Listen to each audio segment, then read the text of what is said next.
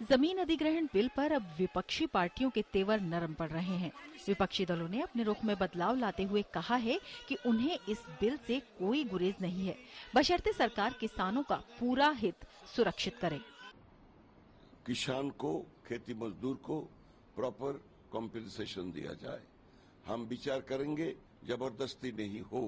हम विचार करेंगे, इंडस्ट्री को लिए लैंड चाहिए जरूर, लेकिन आज एग्रीकल्चर को जो हाल है, जो जमीन में अच्छा चाष होती है, उधर वही जमीन जबरदस्ती करके लेना ठीक नहीं है। लैंड एक्विजिशन एक्ट का जो अध्यादेश सरकार के द्वारा लाया जा रहा है, उसका हम समर्थन करेंगे। कभी सरकार के साथ रहकर भी विभिन्न मसलों पर कड़े तेवरों में अपना विरोध दर्ज कराने वाली तृणमूल कांग्रेस का रुख भी जमीन अधिग्रहण विधेयक पर नरम है। पार्टी खेती योग्य जमीन के अधिग्रहण का तो खुलकर विरोध कर रही है, पर उसका कहना है कि अगर उद्योग जगत उचित मुआवजा देकर सीधे किसानों से जमीन खरीदता है तो उसे ऐतराज नहीं है।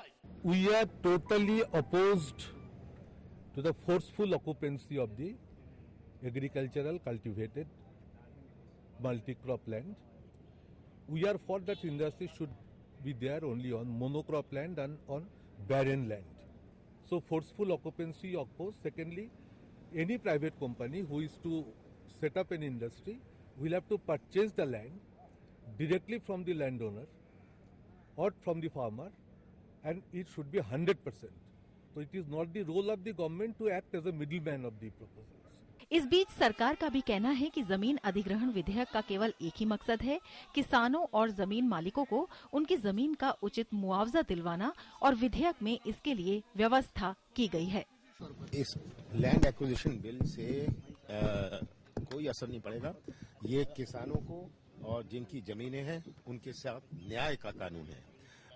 50 साल किसानों ने उद्योगों को सब्सिडाइज किया।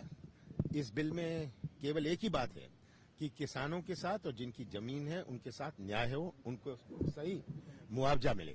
कुल मिलाकर देखें तो सरकार और विपक्षी पार्टियां दोनों ही जमीन अधिग्रहण बिल के जरिए खुद को किसानों का हितैषी बता रही हैं। खाद्य सुरक्षा विधेयक को संसद में पहले ही पास करवा चुकी सरकार के लिए अब जमीन अधिग्रहण बिल की राह कोई खास मुश्किल नजर नहीं आ रही। Bureau report, DD news.